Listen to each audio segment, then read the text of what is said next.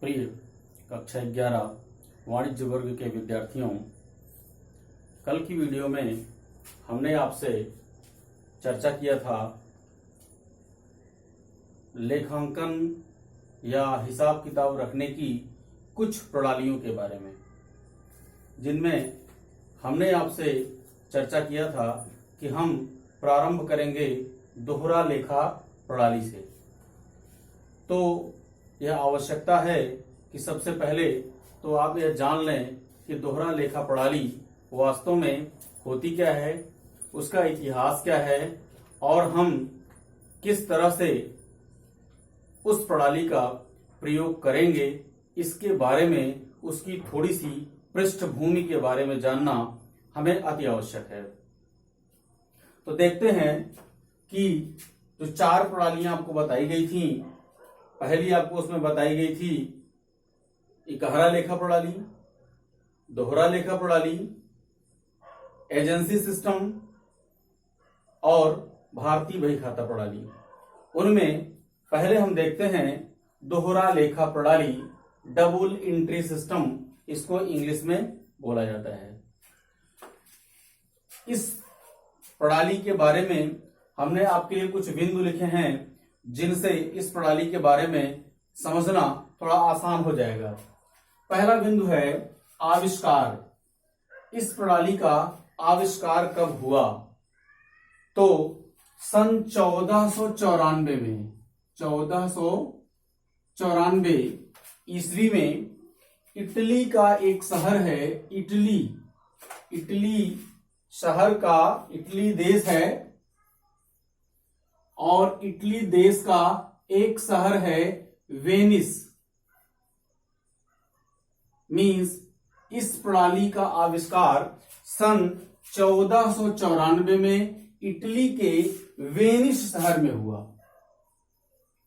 पहला बिंदु, दोहरा लेखा प्रणाली का जो आविष्कार है वो सन 1494 में इटली के वेनिस शहर में हुआ। दूसरी बात जानने की आवश्यकता है कि इस प्रणाली के जनक कौन हैं। तो इस प्रणाली के जनक हैं ल्यूकस पैसियोली।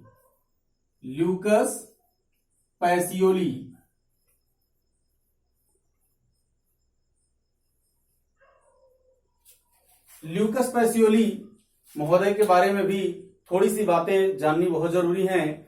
ल्यूकस पैसियोली महोदय एक चर्च में पादरी थे।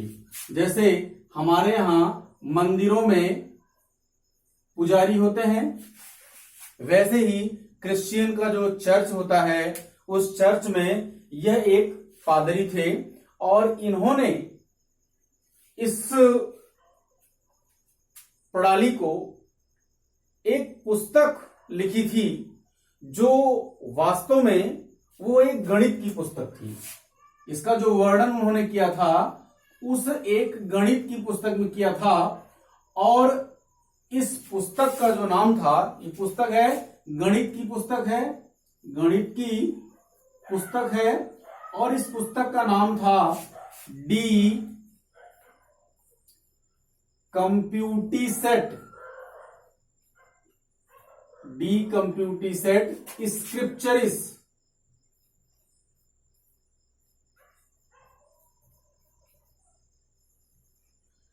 ल्यूकस पैसियोली महोदय ने इस प्रणाली का वर्णन किया था।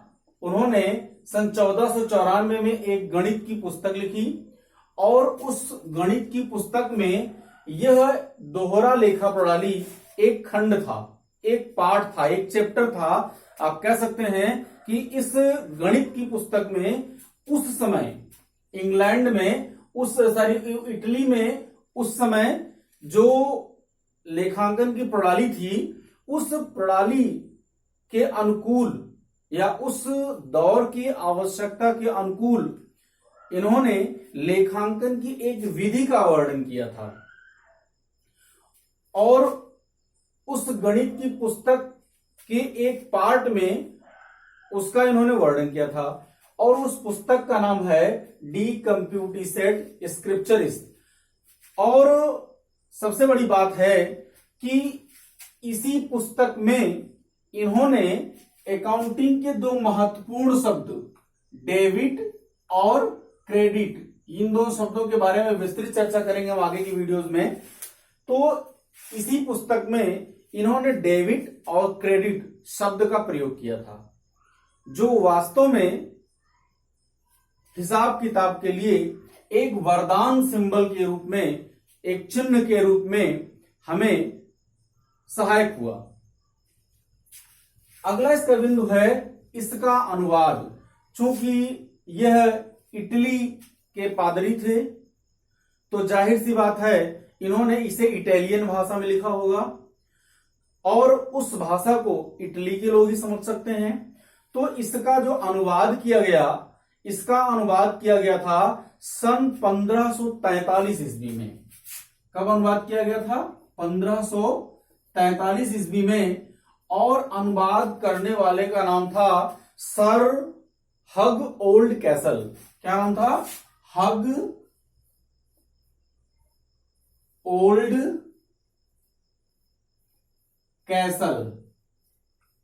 ये एक अंग्रेज थे।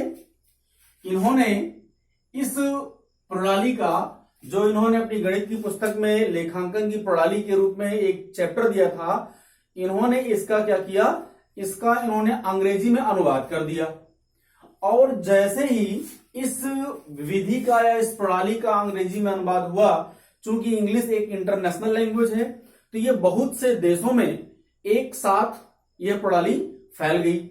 और प्रणाली फैलने के कारण लोगों ने इसे बहुत ही ज्यादा सुविधाजनक, हिसाब किताब की व्यवस्था में बहुत ही ज्यादा इसे सुविधाजनक पाया और इस प्रणाली को अपनाना शुरू किया, जिसके कारण बहुत ही कम समय में यह एक लोकप्रिय प्रणाली हो गई।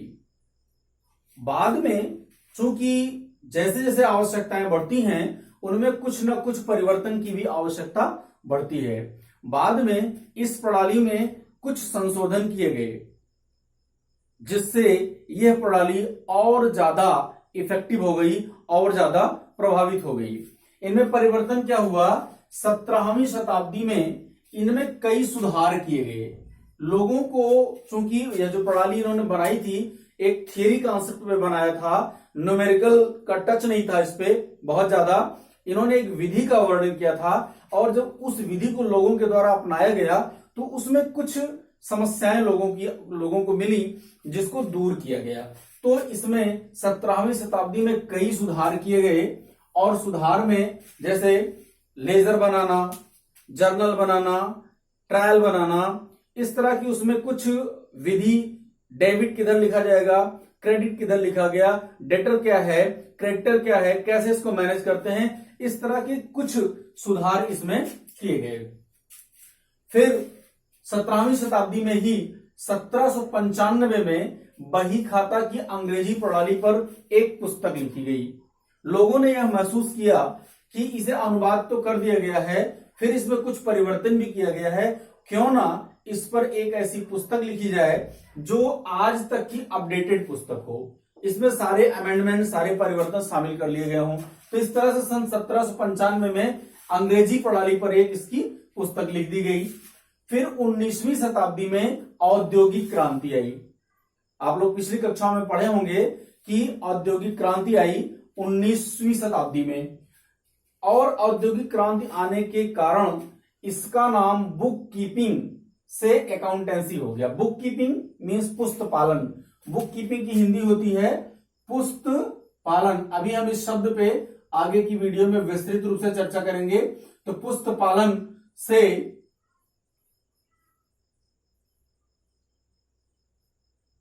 लेखा कर्म या लेखांकन भी कह सकते हैं, इसका नाम बुक कीपिंग से अकाउंटेंसी हो गया। फिर क्या हुआ, जब लेखांकन की लोकप्रिय प्रणाली हो गई, लोगों ने इसे एक्सेप्ट किया, इसे पसंद किया और इसमें कुछ परिवर्तन भी हो गए, समस्याएं दूर हो गई। तो तमाम तरह के अलग अलग तरह के कार्य होते हैं, उन अलग अलग कार्यों के लिए अलग अलग लेखांकन पद्धति बनने लगी। जैसे जहां पे उत्पादन का कार्य होता था, वहां पे उस वस्तु का लागत निकालना पड़ता है कि इस बनाई गई वस्तु में एक पीस का लागत कितना है, जब उस एक पीस का लागत हमें एक्चुअल में पता लग जाता है तो उसमें हम लाभ की मात्रा को रखकर बाजार में हम प्रतियोगिता की स्थिति में अपने उस वस्तु के मूल्य को रख सकते हैं। तो इस तरह से लागत निकालने के लिए एक लेखांकन की नई विधि का जन्म हुआ जो कि इसी विधि से ही संबंधित थी, उसे लागत लेखांकन कहा गया।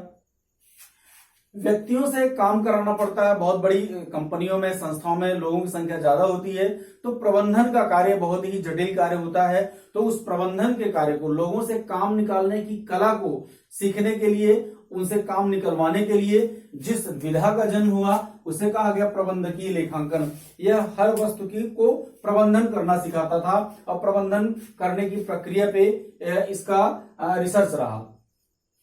फिर मानव संसाधन लेखांकन, जैसे हमारे पास संसाधन के रूप में घर होता है, फैक्ट्री होती है, अपने वाहन होते हैं, इस तरह से मानव भी एक संसाधन है।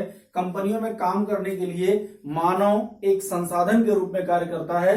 तो किस तरह से मानव संसाधन को संजोया जा सके, किस तरह से मानव संसाधन की कार्यकुशलता को बढ़ाया जा सके, किस तरह से लोगों में काम के प्रति रुचि उत्पन्न की जा सके, किस तरह से उनके कल्याण की भावना को ध्यान में रख के उनसे काम लिया जा सके, इस तरह की क्रियाओं से संबंधित जिस लेखांकन का जन्म हुआ उसे मानव संसाधन लेखांकन कहा गया।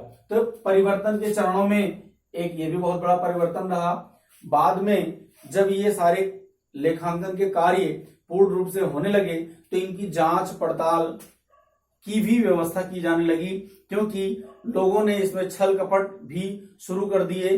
अपने हिसाब किताब को गोपनीय तरीके से रखने की कला भी लोगों ने सीख ली। तो इसलिए यह आवश्यकता महसूस हुई कि हिसाब किताब बिल्कुल सही है और व्यवस्थित है, इसके लिए उसका अंकेक्षण किया जाए, उसकी जांच पड़ताल की जाए और फिर अंकेक्षण का जन्म हुआ। तो अगर हम देखें तो इस दोहरा लेखा प्रणाली में सबसे पहले पुस्तपालन आया, फिर लेखांकन आया और फिर अंकेक्षण आया। यहां पे एक चीज आप ये जानिए कि दोहरा लेखा प्रणाली एक ऐसी प्रणाली है जिसमें किसी भी किए गए लेन देन को हम 2 बार लिखते हैं। मींस अगर हम किसी से लेन देन कर रहे हैं तो हम उस हिसाब को अपनी पुस्तक में अपने पास रखेंगे, अपने हिसाब में तो लिखेंगे, उस व्यक्ति का भी हम एक खाता खोलेंगे और उस खाते में भी हम उसकी एंट्री को करेंगे। तो जिससे अपना हिसाब और उसका हिसाब दोनों एक साथ लिखा जाता है। मींस किसी भी लेखांकन की, किसी भी क्रिया की, किसी भी लेन देन की, किसी भी व्यवहार की हम 2 बार एंट्री करते हैं, दोहरा लेखा करते हैं, 2 बार लेखा करते हैं, इसलिए इसे हम दोहरा लेखा प्रणाली कहते हैं। इसमें आपको एक शब्द मिला पुस्तपालन, इसको इंग्लिश में बोलते हैं बुक कीपिंग। अगली वीडियो में हम इस बुक कीपिंग पे चर्चा करेंगे। हम बुक कीपिंग को देखेंगे तो वास्तव में बुक कीपिंग क्या है, फिर हम लेखांकन को देखेंगे, फिर अंकेक्षण को देखेंगे। इस तरह से धीरे धीरे करके हम एक एक शब्द से, कॉमर्स के एक एक शब्द से आपको हम परिचित कराएंगे और आपको बिल्कुल सरल तरीके से, बिल्कुल इजी वे में आपको हम अकाउंटेंसी सिखाएंगे। और एक बार फिर से इसको देख लेते हैं कि बताई गई चारों प्रणालियों में पहली प्रणाली हमने कहा था आपको जो पढ़ाएंगे वो होगी दोहरा लेखा प्रणाली। इस प्रणाली का आविष्कार सन 1494 में इटली के वेनिस शहर में हुआ। इसके जो जनक हैं उनका नाम है ल्यूकस पेसियोली, जो कि एक चर्च में पादरी का काम करते थे। इन्होंने, ल्यूकस पेसियोली महोदय ने एक गणित की पुस्तक लिखी थी जिस पुस्तक का नाम था डी कंप्यूटिसेट स्क्रिप्चरिस। इसी में इन्होंने डेबिट और क्रेडिट शब्द का प्रयोग किया था। बाद में इस पुस्तक का अंग्रेजी में अनुवाद किया था हग ओल्ड कैसल ने सन 1543 में। फिर बाद में आवश्यकता अनुसार इसमें सुधार होते गए और इस बुक कीपिंग ने अकाउंटेंसी का नाम धारण कर लिया। फिर अलग अलग विभागों की व्यवस्था हुई, फिर इसकी जांच पड़ताल की व्यवस्था हुई। तो इस वीडियो में सिर्फ हमने डबल एंट्री सिस्टम, दोहरा लेखा प्रणाली का परिचय दिया है। अब हम आगे से एक एक पॉइंट को पढ़ेंगे, जिसमें पहला पॉइंट हमारा होगा पुस्तपालन। धन्यवाद।